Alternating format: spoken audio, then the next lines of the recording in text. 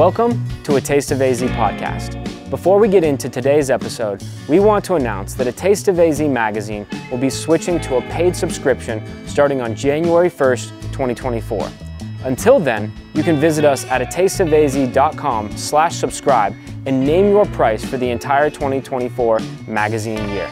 You'll get 4 issues for whatever price you decide, and they will each arrive at the beginning of the quarter. With that said, don't forget to subscribe to our email newsletter, and let's jump into today's episode. Hello, A Taste of AZ listeners. We are here today in North Scottsdale at Kierland with the author, mixologist, the one and only bar chef. Would you go ahead and introduce yourself? Hi guys, my name is Christiaan Rollich. I'm the bar director for the FedOx Group. They have 4 restaurants, Zinc Bistro right down the street, both missions, one in Old Town and one in Kierland right here. And then they have the FedOx as well. And you were just announced recently, right? Within the last month or so? Correct, 2 months. 2 months ago. I started at the FedOx and redid their bar program, came up with new cocktails, redid their back bar, and now this is project number 2. And it must be fun for you because they're all different. The restaurants have different menus. Absolutely, totally different menus. So they, the FedOx is Italian, Northern Italian. Over here we have Latin, and Latin is a whole wider spectrum. It's not just like Mexican or, like there's Brazil, there's Venezuela, there's El Salvador, there's so many more countries than Mexico, and they all have their each individual drinks culture as well, which is really exciting for me, like just to go through it and do my research. And there's so much to be learned because, to be honest, I never really worked in a Latin with the Latin so kitchen. It's kind of all new for you, which is absolutely really fun. Yeah, in Los Angeles, I always work with this it wasn't 100% French, but it was North African as well, and all mixtures and stuff. Yeah, Luke AOC Tavern. Suzanne Goen restaurants. Yeah, that's one of my favorite books. I spent 2 months cooking through it once. Oh, no kidding. Yeah, so now that I have your bar chef book, I want to pair. Maybe I'll have to ask you what to pair with. Yeah, what. let me know. That's dope. That's one of the best cookbooks, Sunday Suppers. It's foolproof. I tell people there's every recipe is a super winner. It's just what book great. is it? Sunday Suppers at Luke.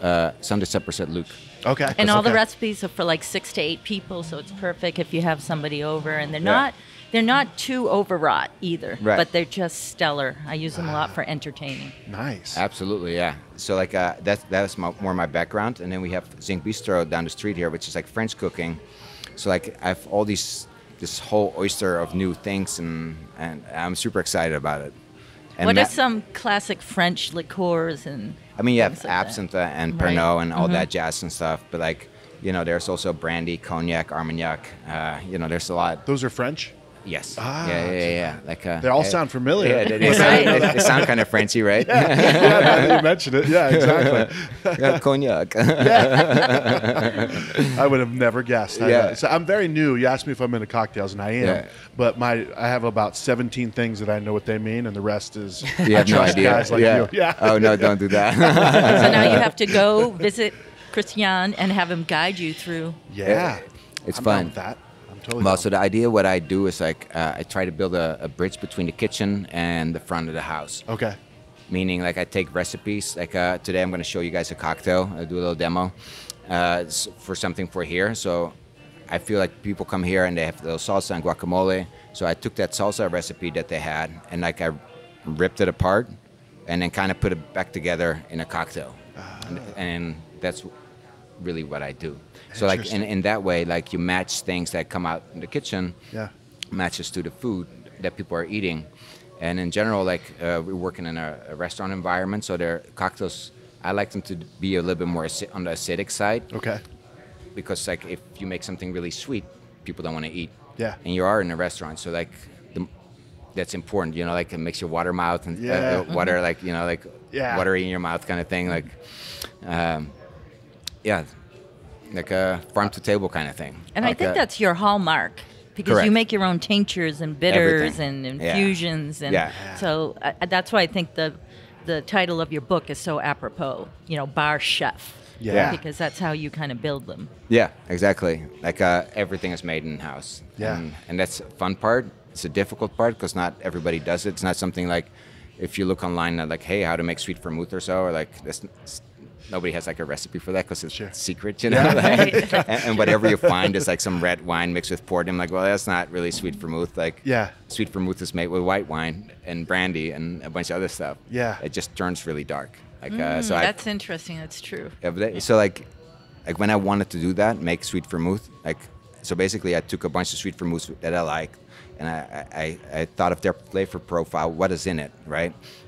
And so like there's like burnt sugar and stuff and dried fruit and all those notes and like vanilla maybe, like. Talk about mouth-watering, as he was saying. You know, like, and then like you figure out like burnt sugar. How do you get the flavor of burnt sugar in your vermouth?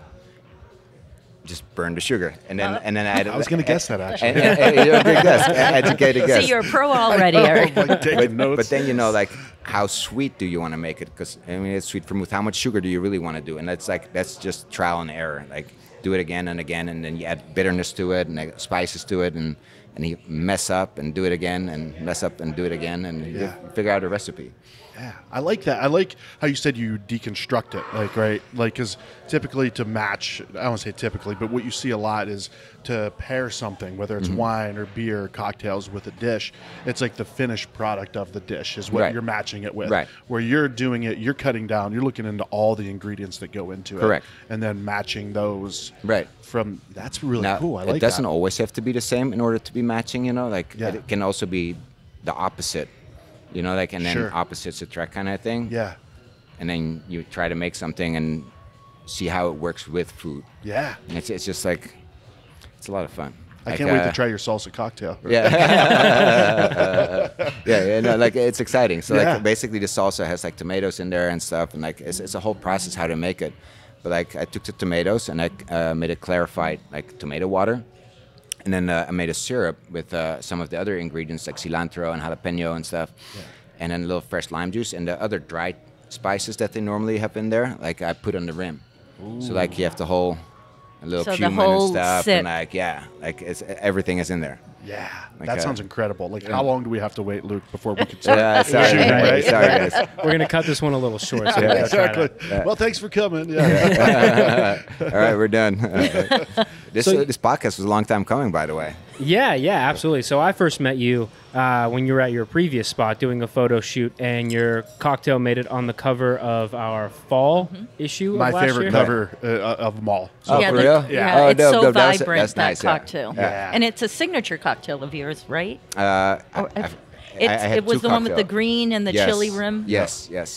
Like, and it's difficult because when you make that, you can't go back to it, you know, and do it again. Like, you know, like you want to have something original, like try something new, and then like you're like, well, I already did cilantro and cucumber together, so like, you know, I don't want to do cilantro and cucumber again. What if you did cucumber and cilantro, though? I know, like totally, right? Flip it around. Well, like cucumber is dominant, so like the more you can only add a little bit, and then it tastes like cucumber. You don't need to.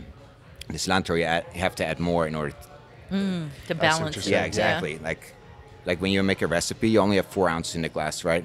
So I look at this glass, it doesn't matter, or that glass, or like a double old-fashioned glass. It's all give or take, you know, around the same. And when you put the ice in, I mean.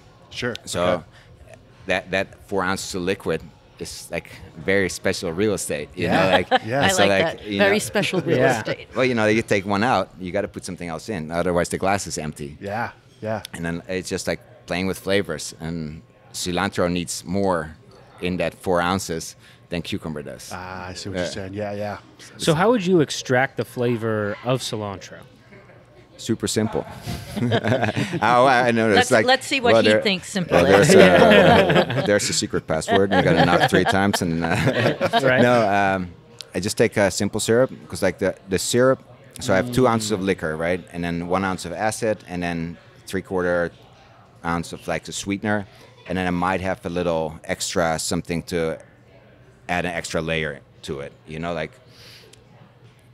3 ingredients make the cocktail, and then the 4th one brings the extra layer. Because you want to drink it like a glass of wine. You know, like you don't want to have like, oh, this is delicious, and then put it aside. You know, like, oh, it's delicious. I taste this. Oh, I taste that too. Oh, there's like there's multiple flavors going on. But cilantro, so I make a syrup. 3-2. The syrups are a little sweeter than I normally make, because you can use less, and since the real estate is valuable, you know, like the less I can use of something, the more other stuff I can use. So it's simple syrup and cilantro. And today I added a little jalapeno in there as well. And just hit the blender button, strain it. Otherwise you have all like little green things sticking around in your glass. And that's it. And so that will change. It always sounds so much more complicated than people make it out. But it's interesting with the 3-to-1 ratio, because I have never heard anybody 3 to else. 2. I mean, 3 to 2. Yeah. Like, do that because of saving, like you said. Yeah, most people just do like 50-50 because it's easier by volume, or they do it by weight or like whatever. Like, but to me, it's by volume. So 3 cups sugar and 2 cups water. Give it a quick stir, boil it up, and it's ready to go. I mean, you let it cool down and all that jazz. But right. Like, I guess I make it sound easier than it really is. That's right. Well, so it's interesting because for me, when I'm, making a cocktail at home, being an inexperienced cocktail maker, never worked in a bar or anything like that, I feel like I really need to follow that recipe, and I haven't gotten to a point where I understand how to kind of tweak the bounds and whatnot. But for you, is it more so along the lines of like you can sit with a bar full of stuff and mix different stuff and get a good cocktail that comes out of it? Ideally, yes. It doesn't always work because like sometimes you have great ideas and you put it together and then you fail, and then you have to figure it out again. So like at the FedEx, for example, I had this cocktail.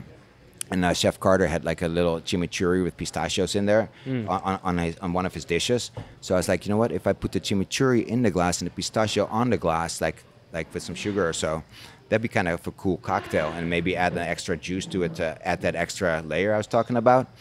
And I tried it and failed horrible. And then like I had to figure it out. And then the next day I came back. It's like, you know what? What if I put the pistachio in the glass and the chimichurri on the rim? And so that's what ended up happening. I took some parsley and cilantro, dehydrated, put in a spice grinder with some cumin and caraway and some black pepper, added to the salt, so that's on the rim. And then the pistachio. And what is the name of that drink so I can order it when I go? It's called the Green Gold. So Green Gold is a reference to the pistachios that are in there, which was one of the great export things in Iran once upon a time. And that was their Green Gold. So I call it Green Gold. The name always has to have some relationship to the cocktail. Otherwise, you forget, what it's all about. Like one time, long time ago, like Savoir magazine came to Los Angeles and they did this whole write-up about Suzanne Gohan. And like I had to come up with a quintessential Los Angeles cocktail. And so I came up with the cocktail, right? And then you have to come up with the name, which is, to me, the hardest part. So I called it the 323 LA area code, right? Easy. Quintessential. Yeah. And everybody loved it. And I was like, oh, well, that was easy. Yeah. So next week, I had to come up with another cocktail. Every week we came up with different cocktails. So it probably got harder and harder. Exactly. So and I was like, you know what? I'll give it a random number. Let's call this 19. And then the week after that, I came up with another cocktail. I was like, you know, that random number thing was super easy. And nobody complained about it at all. So like, you know what? I call this 25.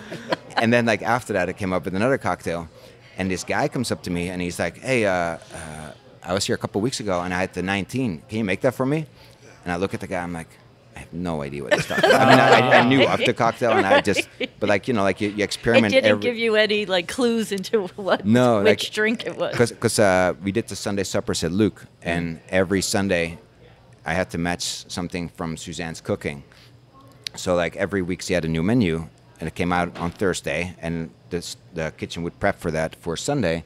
And on Thursday I would come up with an idea. On Friday I would execute it and see if it worked. And on Saturday I might tweak it, change the name, like depending on like how people ordered it or if they ordered it.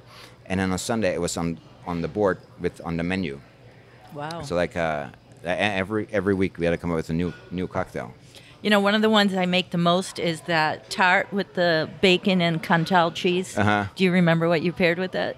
No. I think it was 36. No, because like it was number 36. No, because the book, her book came out before I started working there. Her book came out in 2006. Interesting. Okay. And then like she wrote a second book, the AOC cookbook, and yeah, I think that came out in 2013 or so, 14.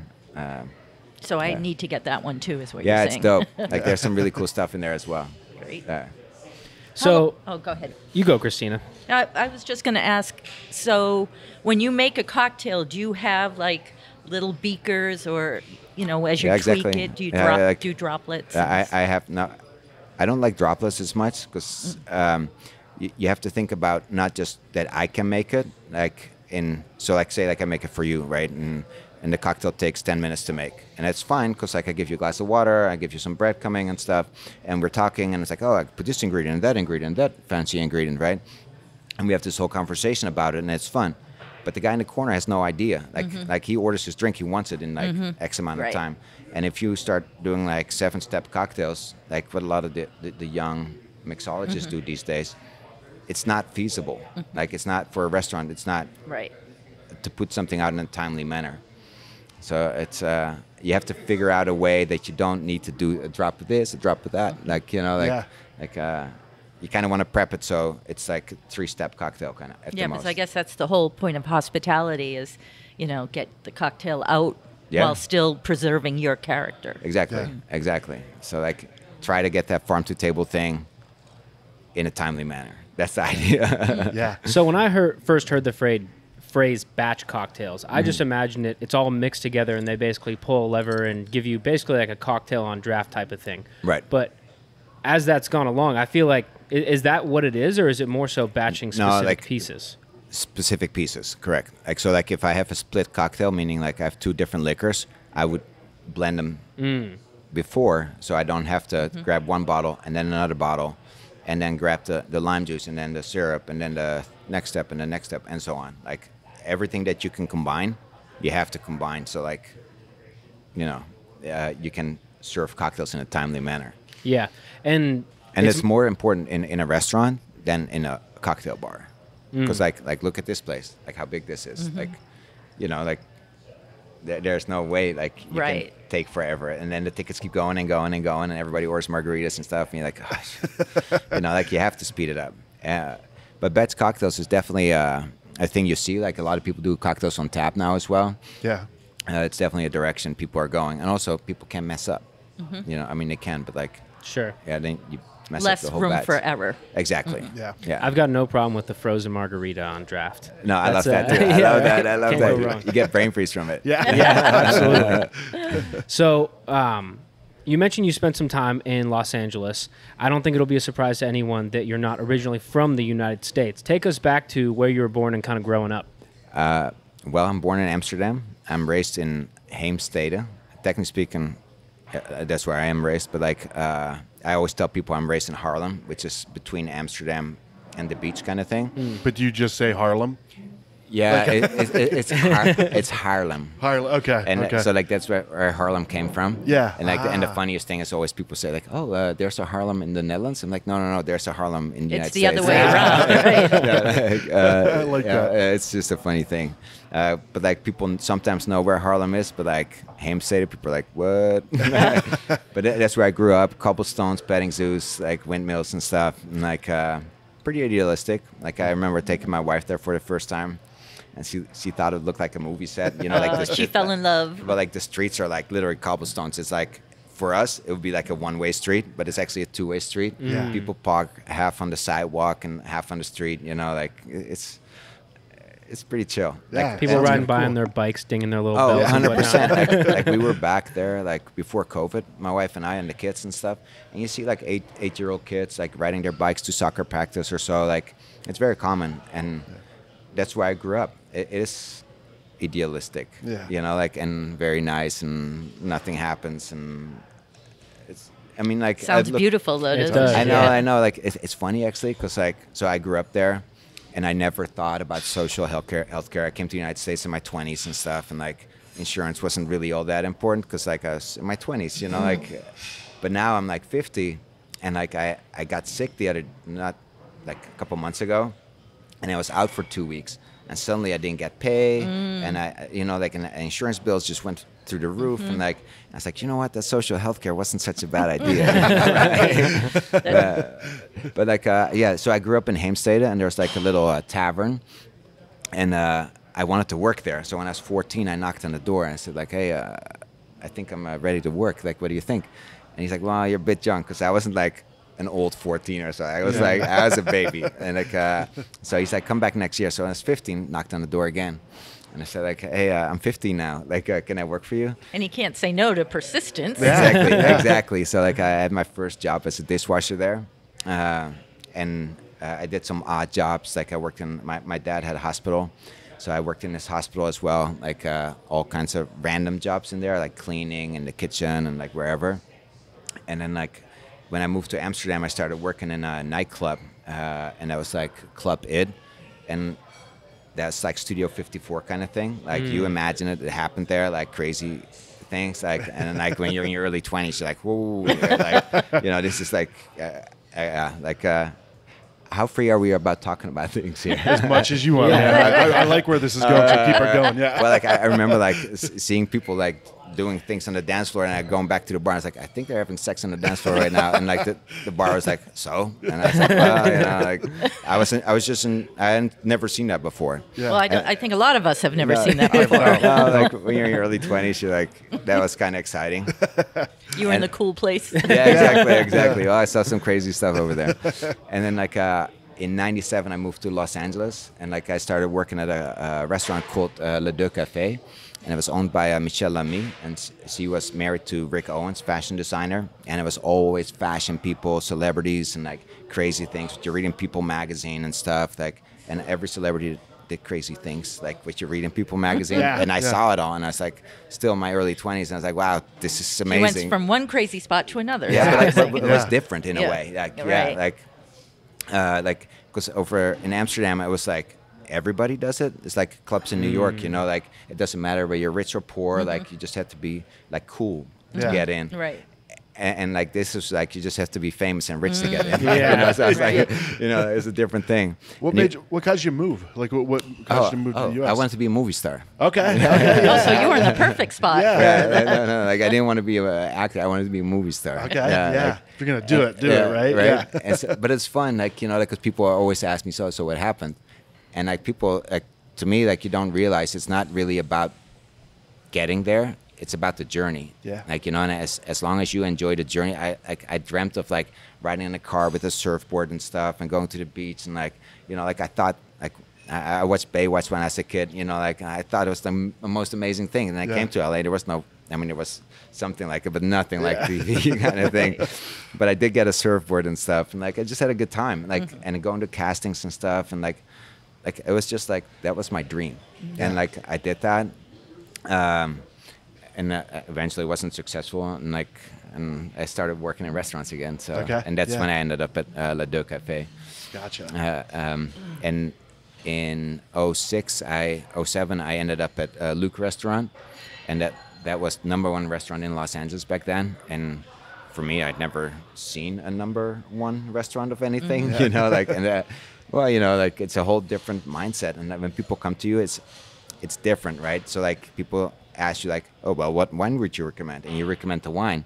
And it's like, well, I would have recommended a different wine. And I'm like, well, you asked me an honest question, I gave an honest answer. And like, you know, like, and like, and they would go like, oh, this is delicious. But you know, like if I was the chef, I'm like, dude, the chef is the best chef in the United States. Please, like, tell me what you would do, you know? Like, you know, like, but you get that all the time. Like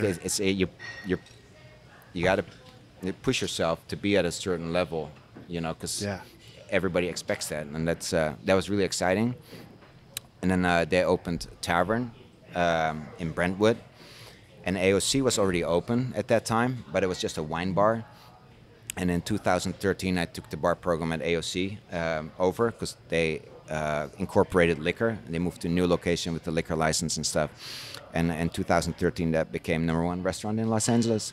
And it was just really exciting to be part of that. Like, you know, the kitchen would come in early and stuff, and everybody would like trying to, you know, be the best. And like, it's exciting culture to be in.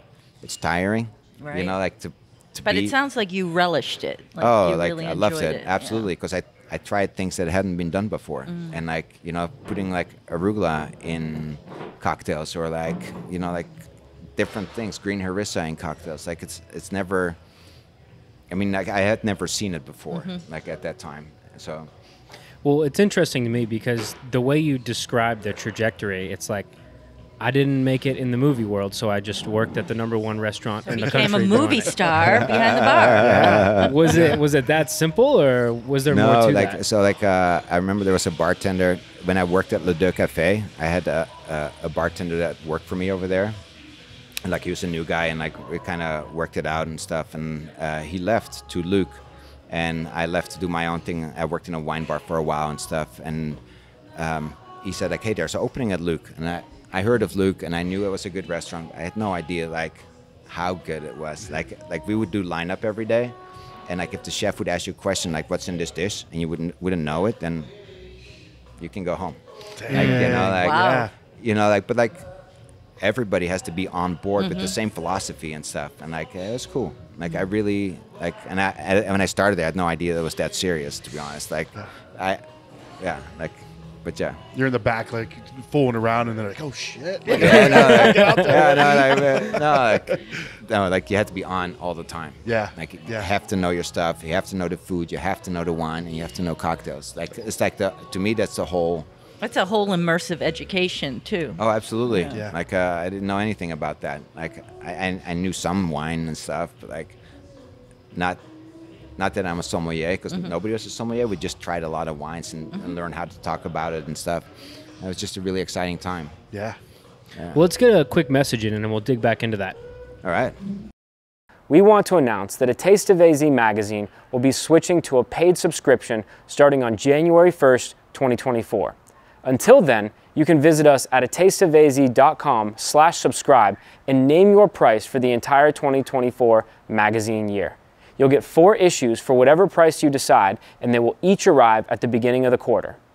We were talking about kind of how you got into the cocktail world, and it's interesting because now you have, at least on this podcast, I haven't spent too much time with you yet, especially not seeing you in complete action, but you have kind of a carefree vibe about you. Yeah. Was it always like that, or when you were in these cutthroat spots were you more locked in? That comes with time. I figured so. Well, because, you know, like, when you're young and, like, inexperienced, you're always nervous. Like, what do people think of me? Like, you know, like, am I doing the right thing? Like, is this cocktail name good? Or, like, whatever, you know, like, and I don't have that at all. Like right now, I'm a family guy. I'm married. I have 2 kids, and that's number one. And like, I think like when I was up and coming, like I worked 80 hours a week. Like, Because you're defined by your job back then. Yeah. I think so. And like right now, I don't have that as much anymore. Like, what do you do for a living? I make cocktails for a living, and if you need to know, you know, and if you don't know, then that's fine too. Like I'm totally fine with that. Like, that's balance. Yeah. Like a better yeah, balance. I'm totally, exactly. Like, so that's where the carefreeness comes, I guess. Like, you don't introduce yourself as, hi, I'm the bar chef. No, but, you know, like, it's funny because I was at the sanctuary, right? And then, like, you know, tables are dirty. I got to clean them. Like, somebody has to do it. You know, like, it's not that it's just the buzzer's job or the service assistant job to clean. It's also my job. Because, like, I see something that needs to happen, it needs to happen. And I remember people going then to the restaurant Elements, and there was my book on the host stand. And then people would come back and it's like, you're the guy in the book. I'm like, yeah, I'm the guy in the book. Let me clear your dirty plates. Right, yeah. And they're like, well, why are you cleaning my table? I'm like, well, it needed to be done. Like, you know, like it doesn't, like the title doesn't make you special that you don't have to do things. You still need to do them, you know? Like, and it's, I like that. Yeah. again, that's a true hospitality. Yeah. You know, it encompasses hospitality everything. is key. Absolutely. Like, it's funny, like, because to me, like, I just make cocktails and I'm a dad and a husband. Like, I'm not, like that's what I am. Like, I'm totally fine with that. As being a family man, did it put you, because I have 2 daughters, 9 and 11, right? And they put me through the ringer, right? Yeah. Still are. I mean, I've still got years of that, you know. But it brought out something in me that was like, you know, kids specifically, they will beat you down, right? They beat you down, but you come out the other side stronger, right? Like, so did that have a piece of? Yeah, I do remember when my wife was pregnant with our first boy. Suddenly, like, I had to drive to work really hard because like I wanted to provide for my family. Yeah. And you know, that was the most important part. Like, how can you make sufficient money to live in Los Angeles? Because it's an expensive city. Yeah. And like I remember like working 2 jobs, like, you know, working Luke in the morning and Tavern at night, or vice versa. Like, you know, like I worked at the whole group. In the beginning, I was just bartending. You know, like I wasn't really coming up with cocktails or anything, and I just hustling. And then I was going to school full time. Like, it was like Yeah, but you were respiratory therapy. Yeah, like I was studying respiratory care, like and so like it was like Monday all day class, like 7 to like 7 or so, and then like Tuesday rotation in the hospital, Wednesday rotation in the hospital, and then a Thursday night at Luke, Friday night at Luke, so Friday morning at one of the restaurants, and then Friday night at Luke always, and then Saturday morning at Luke, Saturday night at Luke, Sunday morning at Tavern, Sunday night at Luke. And so then, you slept 2 hours. Yeah. And then I would do my homework on Monday morning at 5 a.m. with the kid on the table, and it was just, that's the way it was. Do you look back and say, how did I do that? Yeah, like right now I just get tired thinking of it. I think we're all tired. Yeah, oh my God! Like, well, you know, the heat is not helping. I can tell you that much. For sure. So how does that transition from just a nonstop grind to getting to the point where you're releasing a very successful book? Yeah, it's interesting, like, because people look at you different. Because, like, technically speaking, like, I like to say, or like people think that I know more than other people, but in real world, we know the same thing as other bartenders. There's a lot of successful bartenders. They just didn't write a book, and like, the book gives you some notoriety, I would say. I should say, wasn't it nominated for a Tales of the Cocktail Correct. Award, which Yeah. is a big deal. So Tales of the Cocktail is like the beverage industry's Oscars. Okay. Yeah, Wow. yeah, it's exactly that. That was kind of. It was during COVID, so I couldn't go. Ah. Like, there was Oh, there was no. no. Yeah, it kind of sucked. Yeah, but the book is more like something that's forever, which is kind of cool, and it gives you, like, you know, you can walk into a place with a resume. Like, I don't have to prove anything. Sure. Like, Yeah. you know, like, I did my Right. diligence, and like, but there's a lot of guys that know the same thing that I do. They just don't have a book. They don't know what it's like to publish a book, though, do they? That's right. Good point. Yeah, it's a lot of work, man. Like, it's a lot of work. Like, yeah. How did it happen? Like, how did the book Well, like, come about? so, like, I've been collecting recipes. Like, when you ask my wife, like, there's a drawer, like, full of, like, bar coasters with recipes and little pieces of paper and notepads and stuff with all, like, recipes and different ideas and stuff. And they're just sitting there. Yeah. And, like, so one day, like, I think Suzanne was writing her second book, the AOC cookbook. And I was like, I want to write a book, too. And you know, like, also, like, That looks fun. I'm going to do it too. no, like, so like it's really strange from an outsider looking in, but like, when you're in that world, like Suzanne is a James Beard award-winning chef, and all her friends were James Beard award-winning chefs, or like nominated or whatever. Like, they were all like very successful at what they did, and they all wrote books. And I was like, you know, like, it's not that strange that I would write a book. It's just about cocktails, farm-to-table cocktails. And so I went to her and I said, like, you know, I want to write a book. She's like, well, you need to get yourself an agent. I was like, oh, let me get the yellow pages. And like, I just dated myself. like, oh, that's good. And like, and she introduced me to her agent, and I proposed it to her agent, and like, she thought it was a great idea. And then And that's the first hurdle. that's the first hurdle to get Right. a literary agent. It's a big deal, yeah. And then I had to write a proposal. And then I was like, well, I never written a proposal before, so I was like, can you please send me a sample, right? She sends me samples, 80 pages long. Really? I'm like, Wow. holy shit. Like, Right. you know, like, That's now like what? writing a book. Yeah. Exactly. That's exactly what I thought. And I was like, so I started writing and stuff, and it's like, dude, this writing stuff is so much more difficult than I thought it was. And like, and then like, so I submitted like literally 10 pages. Because I'm not the guy who says like, oh, my cocktails are better than yours. You know, like, I don't like that. Like, my cocktails are the way they are, and if you like them, great, and if you don't like them, like, that's fine too. And but when you write a proposal, you need to tell a publisher basically why your cocktails are better, why your book is better, why you're going to sell Why better, you need to read this book. exactly Yeah. and exactly. And I'm really not that guy. And so like, I wrote 10 pages, and she calls me and she's like, what the fuck is this? Like, you know, like, I'm supposed to sell this. And I'm like, and I thought I blew it becoming a famous author and stuff. And like, and then she's like, well, you know, some people write recipes and some people write books. So she put me in contact with Nancy Silverton's Yep. writer. La Brea, is it? La Brea Baking Company, correct? And like, she published many books, but like, she doesn't actually write them. like there's somebody. So basically, ghostwriters. Yeah, like, and basically we're sitting like, you know, like you and I are sitting right now, and the computer's out, and like I would tell stories, and like I could see what she's writing because like I had my computer out, and like on Google Docs you can just like you know, work that way, and then I would just tell stories, and like she never written a cocktail book before.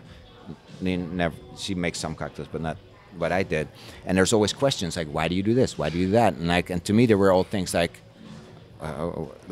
everybody knows that, like, but they don't. You know, like you know, like your bartenders do, but nobody else does. Right. And like, so why do you hold the shaker like this? So it's another perspective. Totally, and that was really interesting because like I had so much more like, well, I hold it like this because otherwise the shaker shoots out. But like, and now I do cocktail classes, right? And like I tell people how to hold a shaker, and because I did it the other way around, and the bottom shot out like through a crowd. Like I was an up and coming mixologist, and like back then we were shaking with pint glasses, right? And like it was like a Tommy Hilfiger thing, like in Los Angeles. It was a celebrity So you're event. standing up in front of people? No, I wasn't in front of people, but there's definitely like there was a crowd around you, like, and you're making drinks and stuff, and it's like, oh, I'll show them how badass I am. And so I have these 2 pint glasses, fill them up with all the stuff, put the tops on, and I'm like shaking like this. And like one of the pine glasses like flew like through the crowd, and I was like, all right, I guess that was a bad idea. Not to do. Exactly. So like you don't shake it like that, because if you hold the pine glass on top and it shoots out, it lands on your back bar, which is a pain in the ass too. But like, you know, it doesn't land on your customers. Right. So like, there are all these little things that I never thought about, like why I do certain things, or like I'm like, well, that's just easier that way. Like. And then that's not good enough, right? Like, so you have to explain to people why you do certain things, because it's a book for everybody. It's not just a book for cocktail enthusiasts. You know, like a layman should be able to make them as well. Yeah. Someone like myself, I should hit the fridge instead of the sliding glass door. Exactly. Yeah. Hey, don't shake with pint glasses. How not to injure your audience. Yes. I feel like I've done that myself, like exploded something while shaking it before. I've spilled all kinds of shit. Like I've done so much. Like you know what's the worst? Like if you have like a Hawthorne strainer on top of your shaker tin, and you do it in front of somebody, and then suddenly your Hawthorne strainer is too small, and it like literally pushes into your shaker, and then the whole content comes out. And you're and it drips down the outside of the glass. No, but like literally comes next to the glass, and you're like, let me make another cocktail. Happened before. Like I did a lot of dumb stuff. Like, you know, never thought of it. But you know, like that makes life interesting. Yeah, for sure. So, when you released the book, how many years ago was that? 2019. Okay, and then you came to Arizona shortly after. Yeah, that, right? no, like so 2019 book came out, was nominated for Toast in the Cocktail in 2020, and that's also when COVID happened. And so like LA shut down, and Luke closed permanently. Like initially the idea was like I knew Luke was going to close, but they're going to have a big hooray. Like they're going to have chefs from all over the United States come in and cook, and like it was like a big deal. And then like one day we sit down and it's like, you know, we're not going to do that because we're not allowed to be open. So that was going to be your launch party kind of thing. No, like I had the launch party at Luke and AOC. Like, good. So you were able to do that. That was the craziest thing, because like I never signed a book for anybody before. So I called all my friends and relatives and like everybody that I remotely knew, and it's like, hey, I'm gonna have a book signing. And like and there was like a line out the door, and like we had like it's like cases of books, and then like you're signing like, huh. I'm gonna write for you, and then like, you know, like you write, and then like, oh, what am I gonna write for you? How do I write everyone different? And now you know why people like just sign their name. Exactly. Well, like I still write like a nice paragraph in there, but it's definitely the same paragraph every time. It's funny. So that came out in 2019, and then nominated for Toast of the Cocktail in 2020, and then I think in the summer of 2020, like after the restaurants were closed for a while, and like they reopened like partly and stuff, and like, you know, that's cutting costs and stuff, and like it was just getting really difficult because like you in my industry, like you grow and you grow and you grow, you make more money, and then suddenly like you live in Beverly Hills and it's all nice and dandy, and then you don't make any money, and then you're like, oh, now what? So my wife and I looked at each other, and it's like we had some money saved up, and that was just gone after 2 months. Of not getting, I mean, we got paid a little bit, right? But you know, that's but like stressful. And so like, and my wife is originally from Phoenix, so like we grabbed our stuff and moved here, and then I didn't know anybody here in Phoenix, and so like I met with Fox Group, but they already had a guy like me, and like did they though? Do they have a guy like you? Well, that's debatable. Has he published a book before? No. He's an amazing guy, and he recommended Jason Asher. Like, was that Matt? Yes, Matt Sapp. And it was funny because like I go to the interview and they both have their books out, and so like, that's awesome. And sign up for them. But eventually, I didn't go with the Fox Group, and like.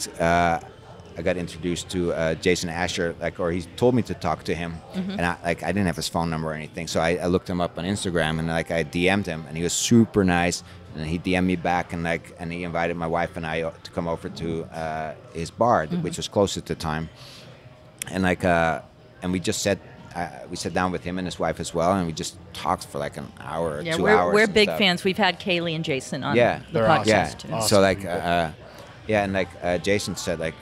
You know, like if you need to make some money, I get it. You can sling some drinks for me, but like it'd be kind of strange because you have a book and like but it'd be fine if you want to, if you need to. And like he's like at the Sanctuary, their position opened up for a bar director, and so that's where I went. Oh, and like interesting. I can see because Jason, I don't know if you guys know, used to work at Sanctuary. Yeah, like he made that bar the #1 bar in the United States. Yeah, like, that whole crew back then have gone on to, I mean, successful. open all different things. Yeah, like there. very cool. And so like I started at the Sanctuary here, and like I kind of had to rebuild my reputation or my name in Los Angeles. Like, you know, like it's teach people in Arizona about. No, but like you know, like Los Angeles knew about me, but like Los Angeles is just like a small country in a way, and I think like every city has like people they know, and there's local news and local media and stuff, and like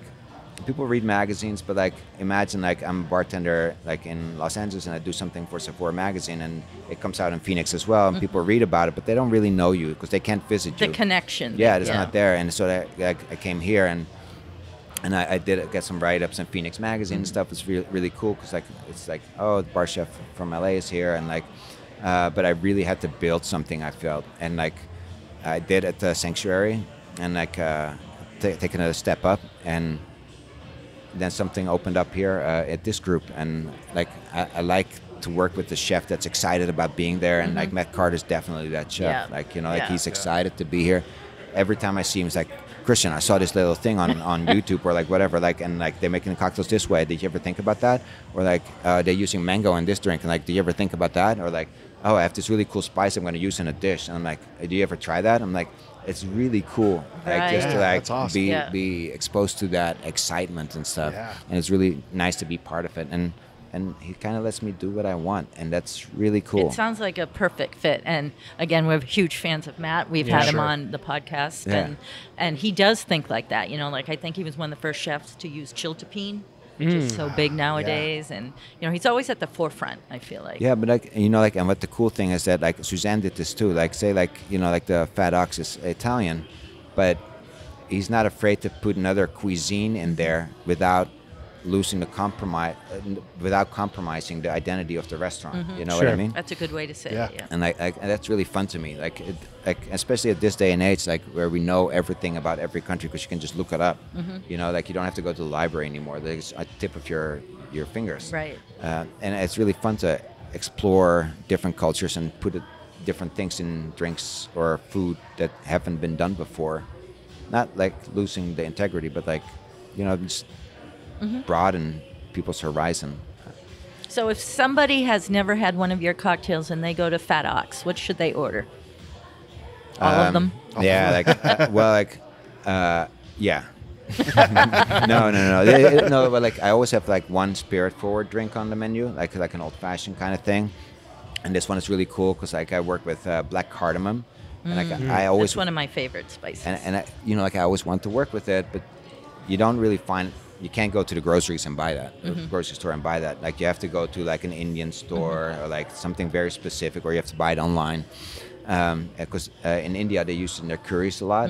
It's like a pod, right? Correct, but it's a black one. Yeah, there's green and black. Yes, And I think the green is unripe. Or is it a different? I don't know, like the black one is yeah, smoked. I'm not quite like sure. it's like a little smoky. This is why we bring Christina along. Oh, for sure. Yeah. Not going. All right. And so like I always wanted to work with that, and I knew it was worked well with curry, and I knew it worked well with coffee.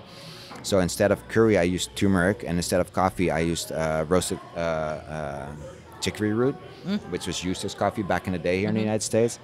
And then I combined them all, and then I added a little vanilla to it because like I want it to be an old-fashioned, tie it in with whiskey, and it kind of works really cool. Like you have all these unexpected, big, bold flavors that work really well together. I know Ernesto's going to order that one. That has his name written all over. Yeah. So I find that exciting. And then like I have one with red harissa, like with peppers and stuff, like some Italian peppers and cumin and caraway, and then like some pineapple. Like and it's kind of fun because like you have this like mixture of like there's mezcal as a base, and then you have this North African spice mix, and then you have this tropical thing, and it kind of has nothing to do with Italian, by the way. but it's but it sounds delicious. It works well. And it's probably really pretty with the harissa. Yeah, like it's red, like a vibrant orange kind of thing. Yeah, like it's one of my other favorite cocktails there. You gave an example earlier of one of the cocktails on the menu there that kind of embodies your idea of taking a menu item, a food menu item, and making it into a drink. Is there another one you can give an example of? Yes. So like I'm starting my R&D now for the missions, and like so like I go over their menu, and then like half the ingredients I have no idea what it is. So like like you write it down, and like how does Matt uses this in the dish, or like how does he use these things or those things, and then I do research into like because we're a Latin restaurant, and like what do Latin countries do and stuff in cocktails, and then you take it all and you take it in your head and you kind of jumble it around, and like so like I feel like one of the things here people have chips and salsa, and so I took the salsa recipe, took it apart and clarified the tomatoes. Did I tell you this already? Yeah, that's the one that you guys are going to shoot. I don't think you specified specifically what you did, though, right? Oh, yeah. Clarify so like, the tomatoes? Yeah, so I took the tomatoes out, and I made tomato water. And it's this, I've had tomato water before, but it is such a unique thing because it's clear, but it tastes, when done right, it tastes like a juicy tomato. So your but it's clear. brain and your mouth, it's such an interesting experience. Key thing is like how much are you going to really add to your cocktail, right? That's quarter ounce, half an ounce, 1 ounce, 1.5 ounce. Like where to what limit do you go? And then because like I was saying, there's only X amount of liquid in your possible in your glass, and then you just keep playing and redoing it and stuff in different ways, and then you figure a recipe out. And I think also we talked here about the program changes you made, and you're not a fan of flavored tequila we were talking about. So tequila is an interesting subject these days, and like because it is very popular and stuff, and like but most people don't know there's many different ways, or there's 3 different ways of making tequila. And original way is like the brick oven. It's not like a small oven like what you have in your kitchen. It's huge. Yeah. And but they stuff that thing with piñas, and the piñas are between like 6 to 9 years old or so, give or take. And that gives the sweetness, right? And then they cut off the leaves, and what you have left is the core, and that's called a piña. And you put it in the oven and you roast it basically, and then you crush it, ferment and distill it, and out comes tequila as we know it today.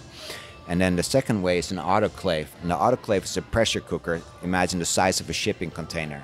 Stuff that thing with piñas, speeds up the process. You can still make a decent tequila, and most people will not taste the difference. Like I think I have a hard time probably tasting the difference, honestly. And still make a decent tequila. And the third way is a diffuser. And a diffuser is like a chemical reaction, and they use younger piñas for that, like 3-year-olds, which is really bad for like the keeping agave growing, because basically you ruin the ground and stuff and the dirt where it grows on, and like but anyhow, like this and they do that to save money, right? Yeah, it's all saving money. And like and they in a chemical way they take the sugars out and ferment and distill those, and it doesn't taste like anything really. And then there's a story like that I'm gonna tie into this. Like, so once upon a time there was like people were making reposados, right? We all know what reposado is. Yeah. Sorry, it's aged for people who don't listening. What is reposado? Okay, so reposado is a tequila that's aged between in contact with wood between 2 months up to a year. So and it means rusted. Rested, yes, yeah. It's like in a barrel, right? And every year the reposado would be different because the sun would shine it, there was rain on it or whatever. The barrel was different, or they used a different whiskey barrel or whatever. And every year it would be slightly different, right? Not in a bad way, but the Mexican government said, you know what? I'll give you 1% leeway to rectify your spirit, meaning so if you need to add a little coloring to it, or so it's the same product every year, right? And the tequila guys some of the tequila guys thought, you know what? That 1% I can make go a long way. And they started adding vanilla to it and sugar and glycerin and all kinds of crap that they add to the tequila to make it taste good. And that's what they do with the diffuser. Now, and the thing is, the price of the tequila has zero to do with the quality of the tequila. You don't need to spend an arm and a leg on a great tequila. In general, if you spend an arm and a leg, you get a really pretty bottle with some really shitty juice in it. That's good to know. That's the truth. Yeah. And so I'm not a big fan when people do additives to their tequila, and I think there's a movement right now going on as well. Customers are so much more knowledgeable than they used to be. Because back in the day, oh, this is what I get. When you go to a bar in the Netherlands, they have Patron and they have Sauza and that's it. Yeah. So you don't have a lot of choice. But now, especially here in Arizona and in California as well, because we're so close to the Mexican border, there's so much cool tequilas out there, and you don't need to be buying tequilas where they add sugar to it. People can make a proper tequila that has sweetness to it because that's just the way they make it. They don't have to add anything to it, and that's more the direction that I like to go.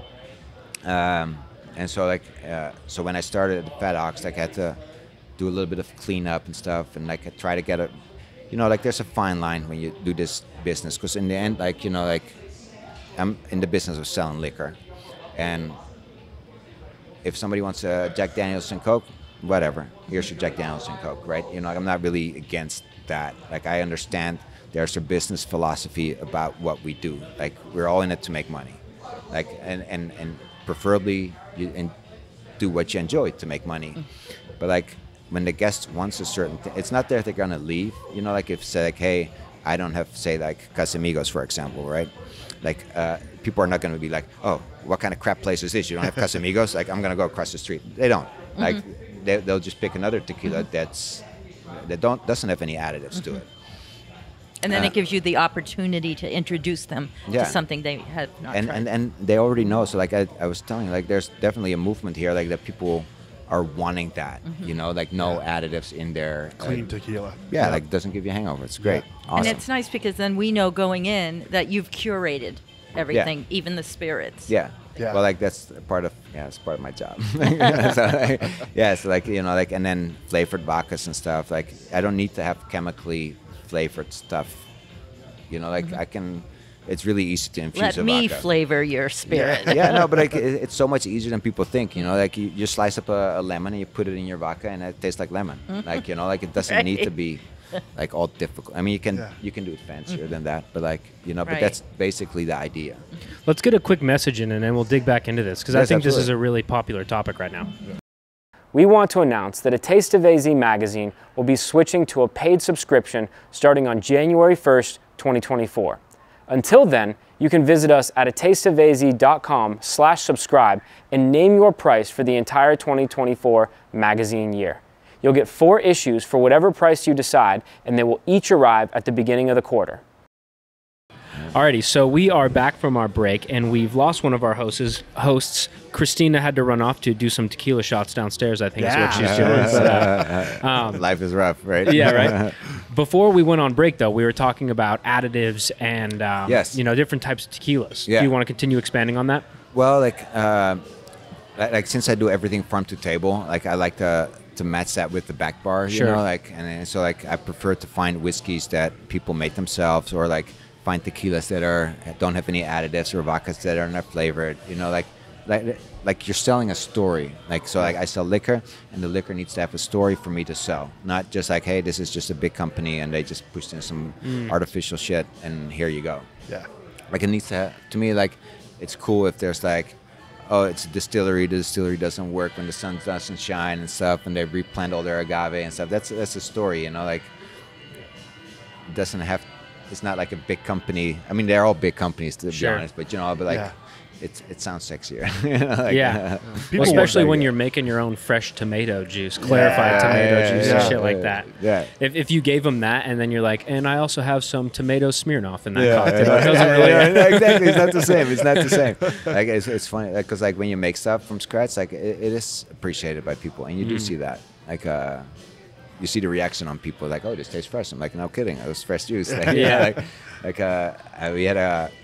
So when you change menus, like, and you're the new guy coming in and stuff, like, you always get some kind of like pushback and stuff. Like, you know, the staff is like not too sure like about it, you know, like, and what are we supposed to sell? I'm like, well, I gave you a menu with 8 cocktails. That's what you're supposed to sell. Yeah. And they're like, well, people like the old cocktails. I'm like, I understand. Like, you know, like we tried something new, and we all need to be on board of that. Sure. And so like the other day, like I was at the Fat Ox. And somebody asked for an old cocktail, and I said, like, I'm sorry, but we will not be able to make that right now, like, because we don't have flavored grapefruit liqueur, and we don't have like flavored vodka, so I can't make that cocktail. But I do have other cool cocktails with vodka that, you know, and then I made it for them, and they're like, oh, this is really cool. Like, and I'm like, just be open and like introduce people to. You can't just say no for the hell of it, right? Sure. Like, you always have to say like, hey, I don't have I don't have additive-free tequila, but I do have a whole range of other stuff. Like, would you like to taste some? Like, you know, like, just, and people are in general like really open to that. Yeah. Well, and I think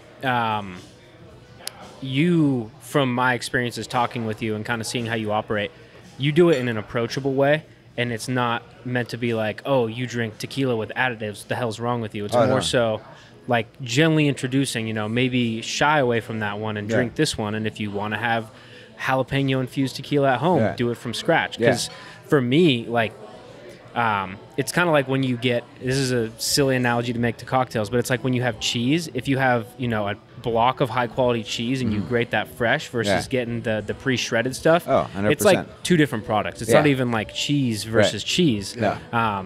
And one of the most disgusting flavors that I personally I don't like it at all is flavored vodkas and that like artificial taste to them. Exactly. It's very off-putting for me. And I think, you know, like if you had an artificially like watermelon flavored vodka, it doesn't taste like real watermelon even a lot of the time. Whereas if you put watermelon juice inside vodka, that would probably be fantastic. Oh, it's delicious. Yeah. Like vodka watermelon, like in the summer. Yeah, absolutely. Oh, delicious. And you add some other stuff. How do you put birthday cake into vodka? How would you do that? All right. Are we going to have this conversation? Because I'll give you an answer. Like, we want the answer. If you want the answer. Like, so this is what I did, right? Because I did it. You did it. Yeah, okay. like, I was trying to think of the most obscure thing, and this guy did it. I love it. Chocolate cake, right? So like I took a recipe for chocolate cake, how to make it, and what's the base of chocolate cake. And then I made a chocolate liqueur. Added some of like there's the cacao powder and some like other stuff that's in there, like flour and stuff, and I shook it up, and bam, here's your cocktail. Wow. And it worked actually. Yeah. Like but like it is experimenting kind of thing. Like, you ever think like, man, I wish I would have taken me a little longer. That should have taken me a little bit longer than it did, right? No, there's definitely recipes that take a little longer. Like say the black cardamom, like what I was talking about earlier. That's something that I wanted to work with, like really bad, and it didn't work. And then you make a syrup and it didn't work. And like, I don't get enough flavor. Because like when you look at a syrup, it has to be super bold. Because otherwise, why make the syrup, right? Yeah. Like if I don't taste it in a cocktail, what's the point? So like I was working on that and it didn't work. And then eventually I got to something that did work. Yeah. But it wasn't like, hey, this would be really cool. Like, let me put these ingredients together and it'll work. Yeah. Like, it didn't work like that at all. Yeah. And then like I added too much turmeric to it, and I became super bitter. And I was like, oh, that didn't work. Like, you know, like, or it's stuck on the fucking glass. And you're like, oh, fuck, that doesn't look good. Like, you know, like there's all these things that, you know, like you just don't think of, like, until you do it. And you're like, oh.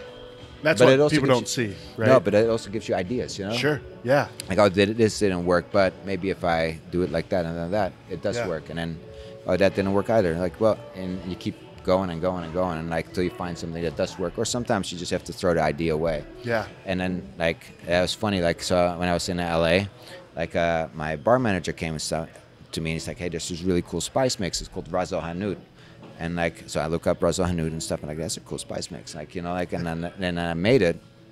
Like, well, that's delicious. Like now what I'm gonna do with it, like and so like for the longest time I was like I had no idea what to do with it. And then like one day like we have this guest come in, he's an author, Mark Danielewski, and he was gonna have his birthday dinner at Luke at the bar, and like the bar was not reserved, right? And it's like first come first serve kind of thing, and so we couldn't rent it out. And like eventually like he convinced the chef like to do it and stuff, and he's like but before he left, like he said like, hey, just so you know, and you got to let the chef and the GM know as well, one of my friends is Jonathan Gold.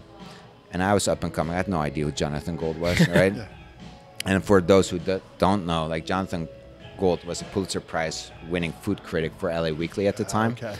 And so like I go back to my GM and it's like, hey, this guy comes in like Jonathan Gold, and he's like, what? Is Jonathan Gold? Is he here? Because like he was like hardcore on his critics. And like when he was when he was writing, especially when he was younger, like he didn't mind like telling how it is. Yeah. And so like I knew he was coming in, and I was super nervous and stuff because like now I did my research and now I knew who he was and stuff. And I was like, oh, I gotta impress the guy, like I gotta make something cool. Like, and then it's like, how about a beet margarita? Like, and I started making a beet margarita, and it's like it tasted good, but it didn't taste really good. And I made my orange liqueur with that, and like added to it, and like it didn't work. And then I roasted the beets, and I had more flavor. I was like, it needs something. And then like a couple of days before the event, and I'm like, how about Ras El Hanout? That'd be dope. Ras El Hanout would be dope. Yeah. And like so I put the Ras El Hanout in there, and like it worked like a charm. Like because that added the extra layer in the drink that I wanted. So like sometimes ideas just like sit and let it simmer. Just let it be. It's like the truest form of artistry in a way, you know what I mean? Taking those experiences from wherever you get them, whether it's trying a dish or someone bringing you something, and to be able to tap into that later. Yeah. My wife brings produce all the time home, and then I'm like, oh, that'd be really cool in a cocktail. Like the other day, I'm working on an idea, right? She brought in, we had a kid's birthday party, and we at the sugar spinner thing, cotton candy. Yeah. And so like, and I'm looking at the box, I'm like, well, that's blue sugar. It tastes like caramel. I'm like, it would be kind of fun actually to put it in a cocktail, like a blue cocktail. Like, I know it's artificially, and stuff, but like if you put some fresh ingredients with it, it'd be kind of cool. Yeah. And there's no such thing as natural cotton candy sugar, right? No, it's not like you're like probably not. Yeah, I don't think you could find a more natural version. No, but like so now that's on the burner, like like it's going, like it's in my head, like it's one of the ideas that I'm working on for this restaurant as well. Sure. Like just a fun, like you don't take yourself too seriously. Sure. Like it needs to be fun too. So with that said, like earlier you mentioned the clarified tomato juice. Are there other like technical cocktail techniques that you use that isn't just as simple as, putting the glass in the right way before you shake it so you don't create a rocket? So I spend a lot of my time in the kitchen. And that's where I learn things and stuff and see things and pick up things. But like the difference is like in the kitchen, people have the time actually to make a stock, right? Like I don't have that luxury, like to have a stock that's this big and and put all the ingredients in there, let it sit overnight, and then reduce it to like you have this much left. Like it's just not feasible. So like you always have to think of ideas that work rather quickly. Like like a bitters like takes quite a long time to make, right? And that's pretty much the extent of my I don't want to like wait forever for something to work because you just don't have time for that. I think like sometimes you do, sometimes you don't, but like in general, like you want to have something that's like, hey, I can make this right now within a reasonable amount of time.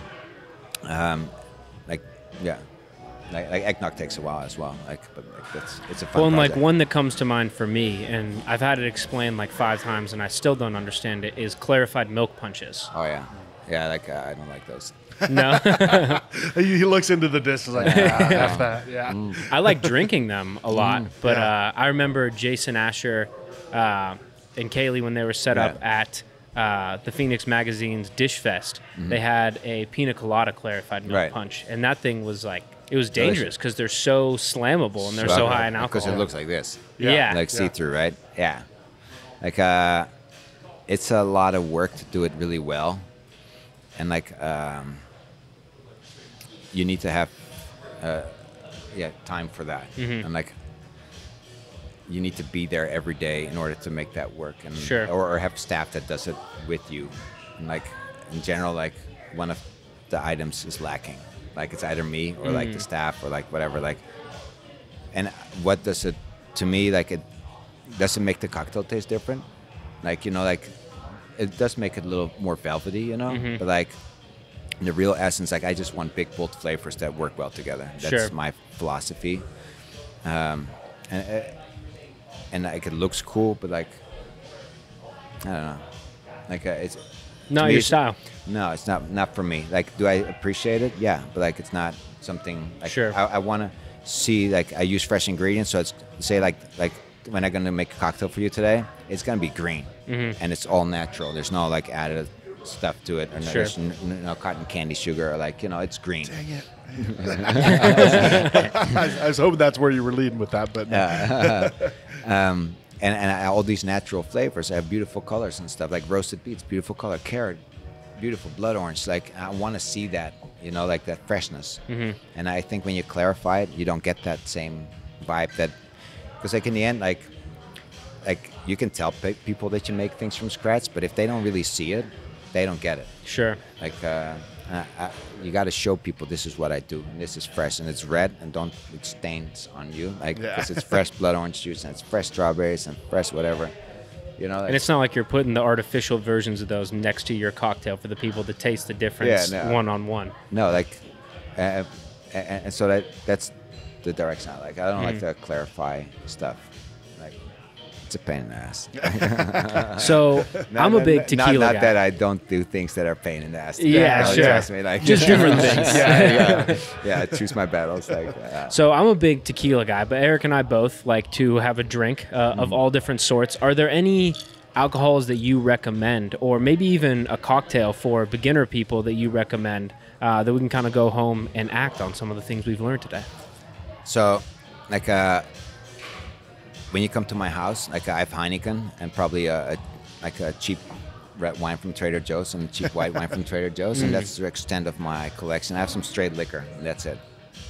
But if my wife asks me for a cocktail, I gotta make a cocktail, right? Like, so like then I, in general, make do with the things that I have at home, and like one of my favorite cocktails is a Death in the Gulf Stream, because of its simplicity. And so like Charles Barker, I think it was his name, like I was writing a cocktail book, and he was traveling the Gulf Stream with Hemingway, and they were trying all these like cocktails from all over the world. The cocktail book was called A Gentleman's Companion into Exotic Cocktails, and they have really obscure cocktails literally from all over the world and stuff. And like they were trying them out, and like feel horrible the next day because they had a hangover, and they come up with new cocktails to make themselves feel better. And one of those was like a Death in the Gulf Stream, and it's made with Genever, which is like called a Holland gin back then, lime juice and bitters. And if you must, you may add a little bit of Demerara. Now, like I don't have Demerara laying at home, but I do have maple syrup laying at home. So like basically, I take spirit, like. I like to use Genever, but like vodka works, mezcal works, tequila works, whiskey works, whatever works. A little fresh lime juice, a little bit of maple syrup, and bitters, and crushed ice preferably. Just any bitters? Angostura bitters. Okay. Yeah, sorry. Like, I just no, you're good. We don't have to make some crazy fancy bitter. But basically, Angostura is like one of the bitters that you can find in find it in the grocery store, because it's a non-potable bitter. So, you know, like... non-potable alcohol, but trust me, you can do shots with it. I don't know if I would want to do that though. No, right? You can totally do it. Like, I want to. But like, that's the reason they can sell it at the grocery store, because it's non-potable. Basically, not technically speaking, that means you can't drink it. Okay. You know, like, but you can. You can. Yeah, totally. And it's not like, you know, like they lobbied hard for that designation, probably. Like, don't let them know, like, but you can. Yeah. And so like, I like definitely don't take shots of that. Well, so it was such a pleasure sitting down with you. Before we let you go, remind people where they can enjoy your cocktails and where they can find your book. Right on. So my book is available at Barnes & Noble or Amazon, regular bookstore. but online is probably easiest. And cocktails you can try at the Fat Ox, Missions, Kierland, and Old Town. That is in the works right now, so I'm doing R&D right now, and then Zinc Bistro will be coming later as well. Wonderful. Excellent. Well, Bar Chef, thank you so much for sitting down with us. It was a real pleasure, and can't wait to drink some of your drinks, man. Pleasure. Can't wait to see what you have in store for us. I love it. Cheers. Cheers.